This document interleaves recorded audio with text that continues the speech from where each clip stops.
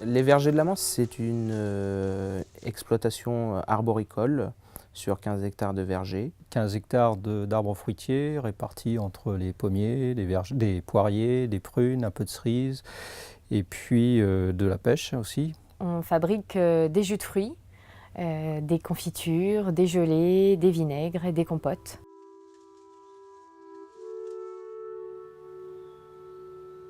Bastien, quand il est arrivé en 2006, il a amené son savoir et son expérience dans la fabrication des jus de fruits. Juin 2006, on a commencé à sortir les premières bouteilles de jus de pomme. La première année, on devait faire 30 000 litres à l'année. Et en fait, la première année, on a fait 60 000 et aujourd'hui, on est à 250 000 litres.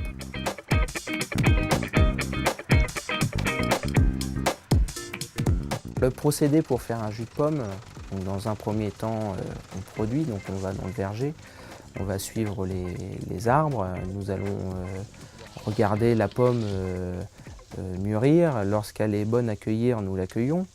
Et pour faire un bon jus de pomme, nous ne prenons pas forcément des fruits extra beaux, mais on a besoin de fruits consommables, qui ne sont pas pourris.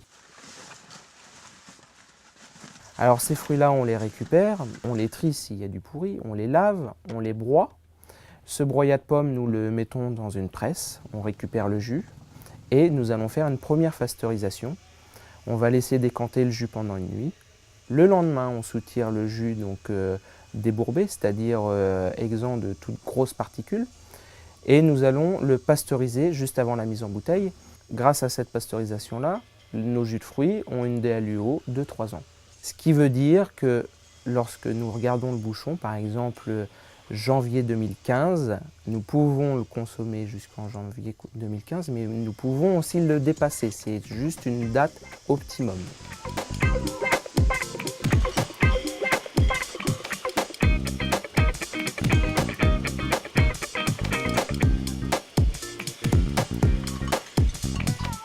Pour élaborer des nouveaux jus de fruits, dans un premier temps, je réfléchis au niveau du process, comment on peut le mettre en place.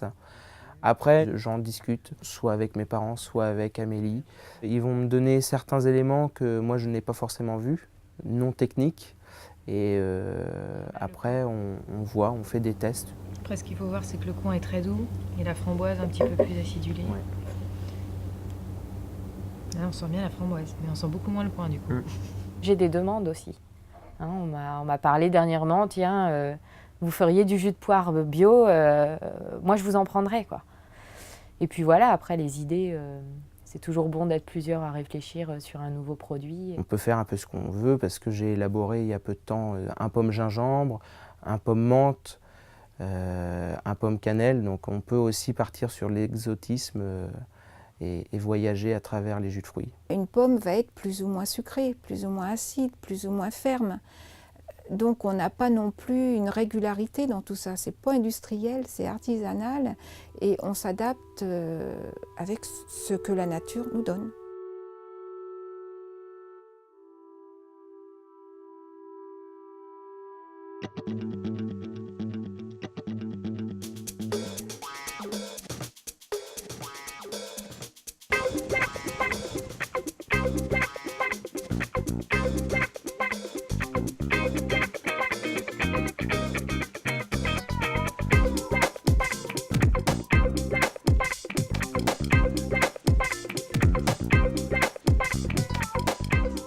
Il y a des standards variétaux qu'on doit respecter. Je veux dire, on ne peut pas envisager de ne pas produire de la golden, on ne peut pas envisager de ne pas produire de la gala, etc. Donc il y a des choix sur ces variétés qui s'opèrent, techniques, gustatifs, et qui répondent à une demande aussi.